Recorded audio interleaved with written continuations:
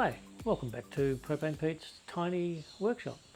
It's been quite a while since the last video. We've done a lot of travelling, and also Christmas and New Year kicked in, which takes quite a while.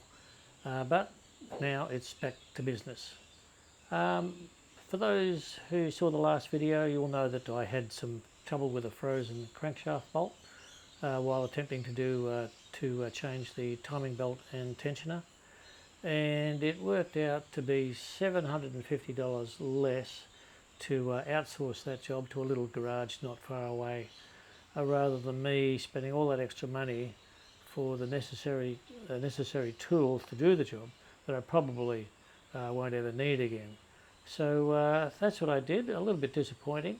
I very seldom have to outsource work, but on this occasion I really did have much other choice. It was a financial decision. But anyway, this little red nugget of a car is nearing completion. Not a lot more to do, just got to tidy up some fuel lines and some more vacuum hoses. There's a real basket of snakes underneath that air cleaner.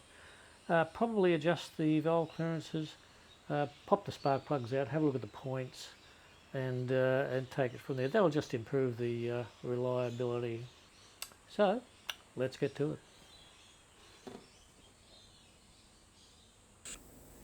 I'm going to pull the spark plugs out first, so I'm just using my little 12 volt compressor and using compressed air to blow out around the spark plugs, get rid of any rubbish, because I don't want anything to fall into the cylinders when I remove the plugs.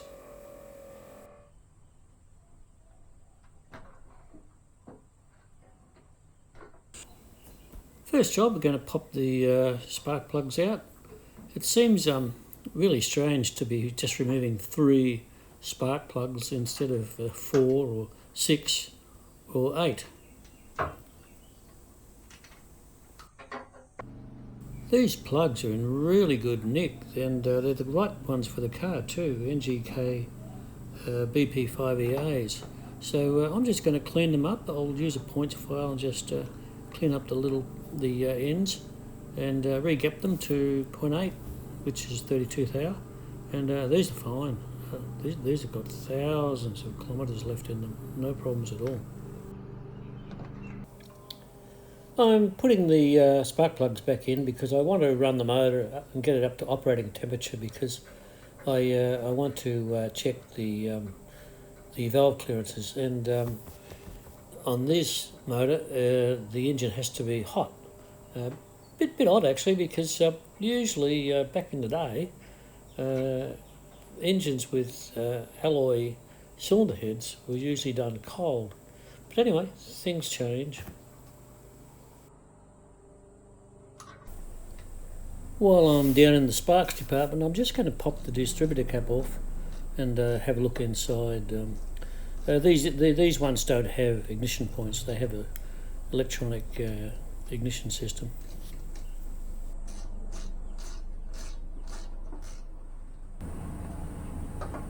I've popped the distributor cap off, having a look inside, and it's just like new. All the terminals are fine, there's no cracks, there's no sign of any arcing, it's all clean. I can just pop this back on, it'll be fine for decades to come.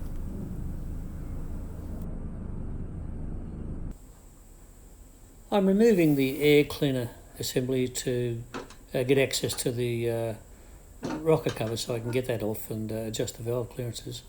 I've warmed the engine up, which isn't helping much. It's currently a very hot day, 34 degrees Celsius, which is 93 degrees Fahrenheit, and 89% humidity, so not much fun having this hot motor giving off heat.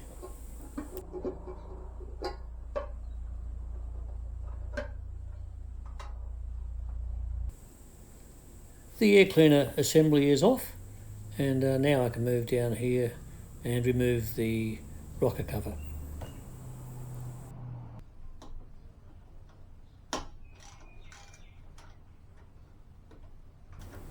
So after getting all that other stuff out of the way, there's only 2 12mm bolts holding the rocker cover down.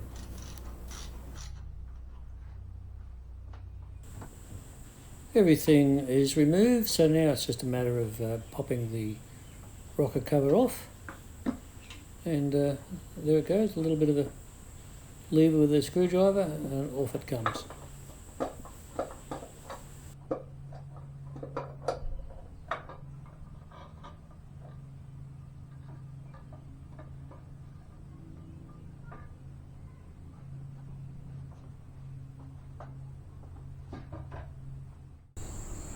Now the rocker cover's off, I can check the valve clearances.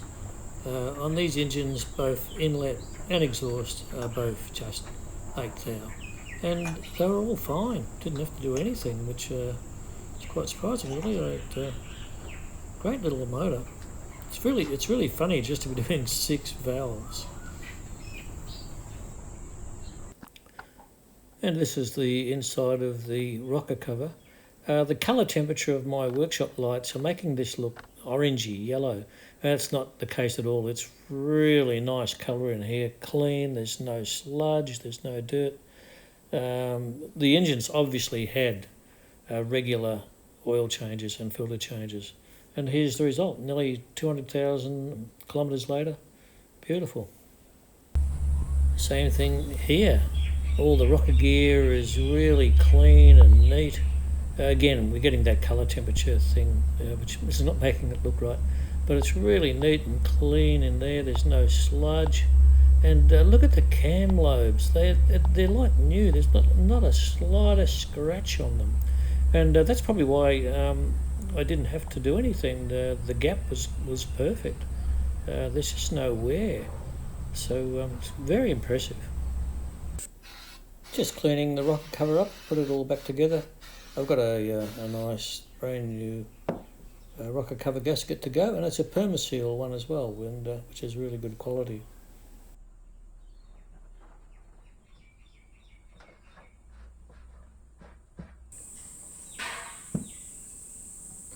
Using brake cleaner to clean the rocker cover.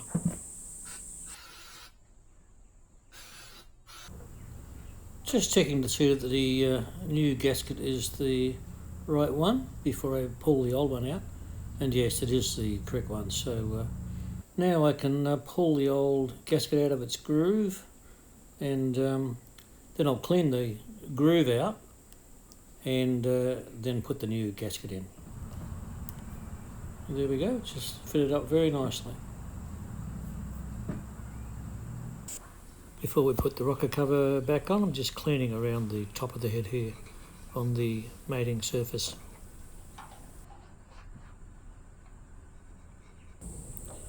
Before I put the rocker cover back on, I'm just going to attend to this this chafing I saw a little while ago between the top radiator hose and the fuel line going into the carburettor. The fuel line's fine actually. I thought it might have been chafing on the fuel line. No, there's not a mark on it, but it is potentially going to chafe on the top radiator hose. So I'm just going to replace this little intermediate piece with some air conditioning line insulation. I do have new radiator hoses coming. Hopefully they should be here in the next couple of days. Okay, that's all done, so now I can just pop the rocker cover back on, and it's just a reversal of the procedure to take it off.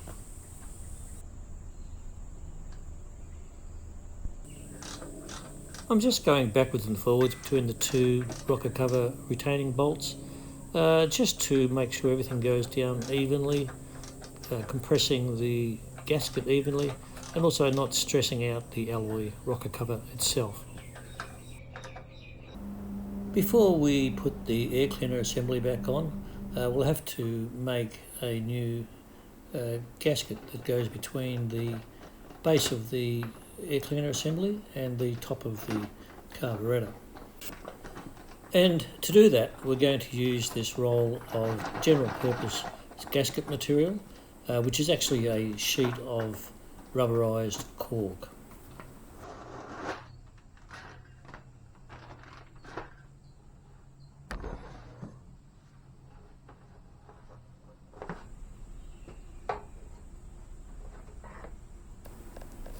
So I've cut out a 4-inch square of material, and now I'm just using a little bit of red rubber grease to put around the bottom of the air cleaner assembly. I'm going to make a template and then just cut it out. So that's what this grease is all about.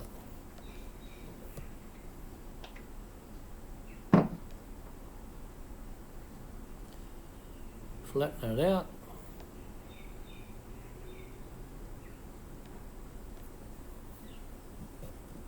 Press it down and get an imprint. And there we are. Now I can just cut that out and we'll have a new gasket.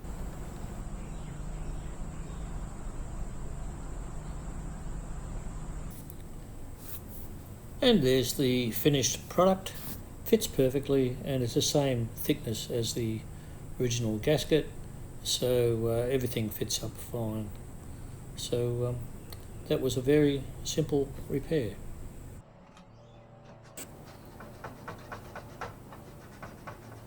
The air cleaner assembly lid is a bit sketchy. There's a little bit of surface rust there on it from sitting around for some years. So I'm just going to sand that back a little bit, clean it off, and just give it a little lick of black paint just to freshen it up.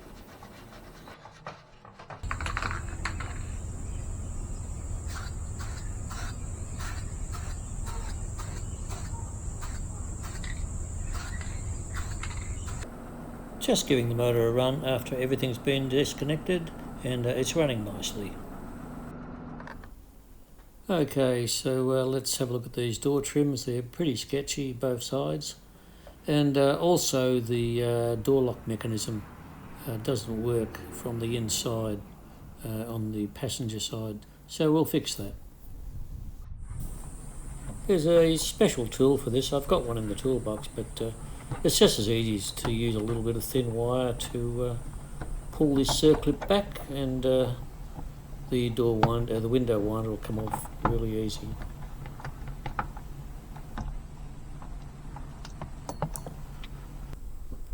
These older cars are just so easy to work on. A couple of metal self-tapping screws here and there, and you know, everything just falls off.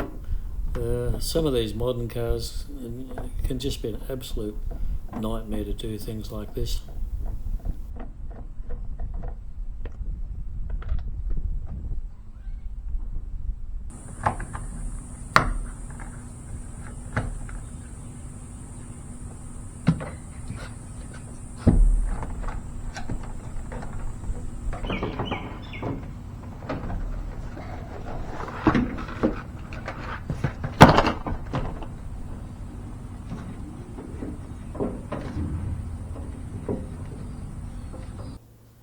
And there's the problem with the door lock.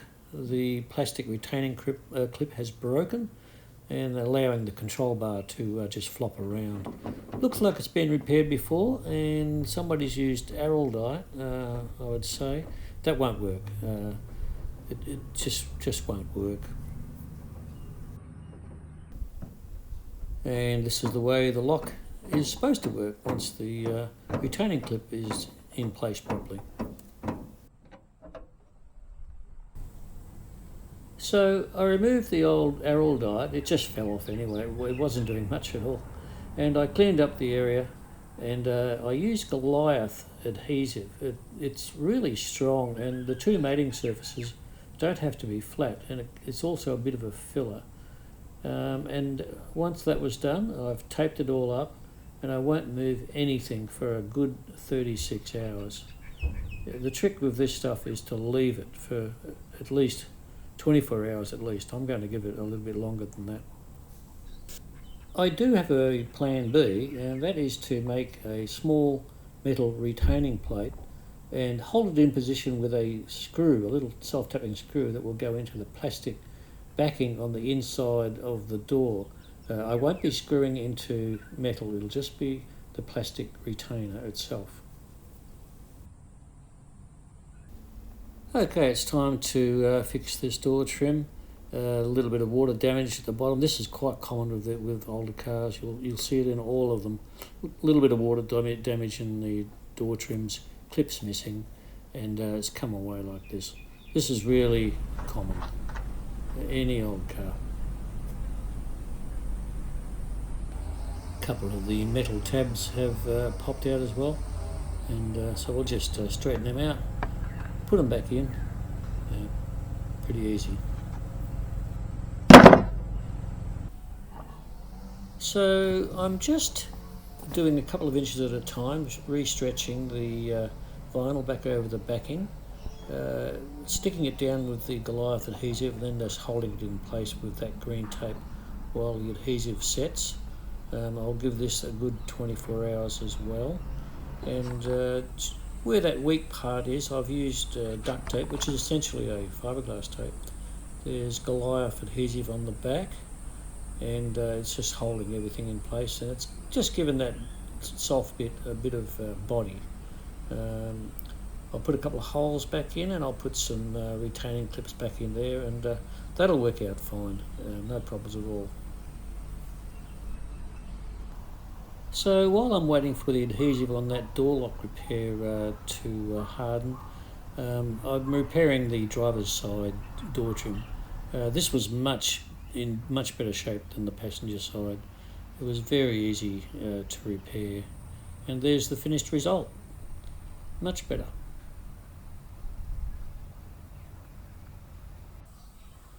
So it's been about 36 hours, a little bit longer actually, and that adhesive has bonded really well. I was really pleased.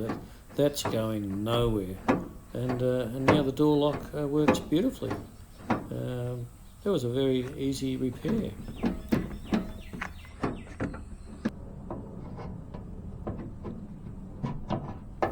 So the adhesive on the passenger side door trim is all set now. It's been about 36 hours or something. So that came out well. So now I'm just putting the door trim back in and just making sure the window regulator works, and the door lock works now that the trim's back on. So it's all worked out quite nicely actually. And there we go. Door lock works beautifully. Very pleased.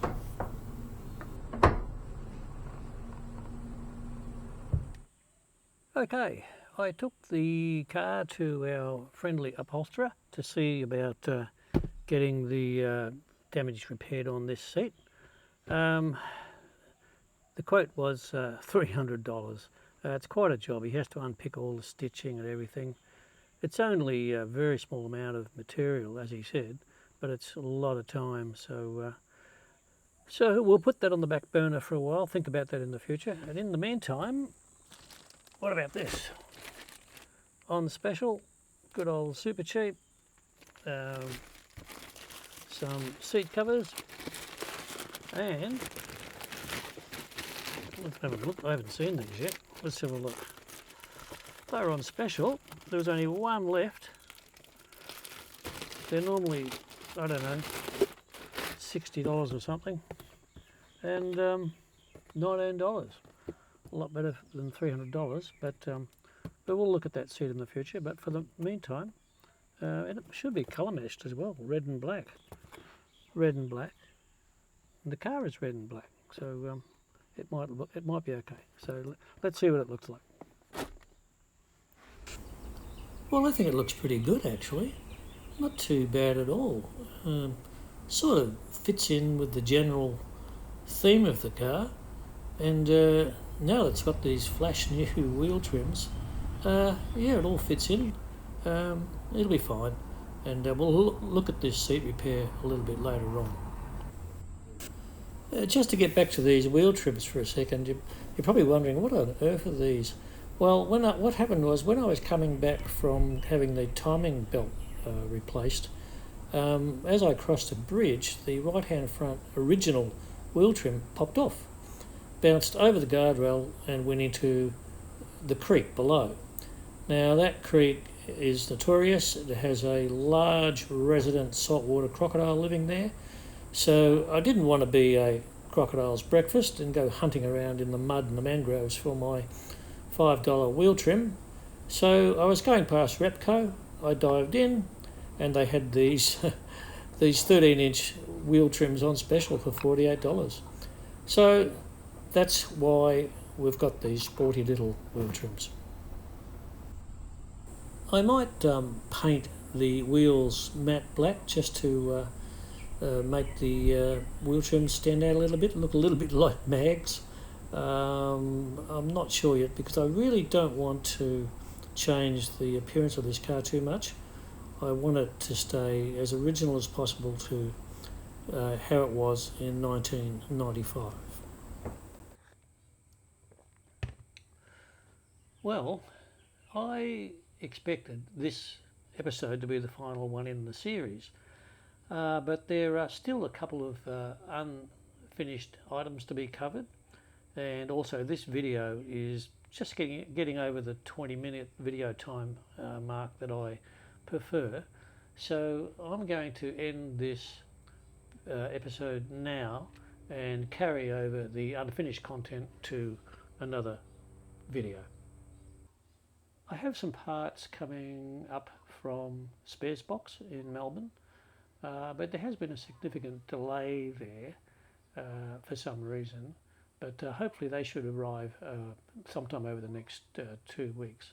So hopefully in about a fortnight I should be able to publish the final episode of the 1995 Daihatsu Charade Red Nugget Project.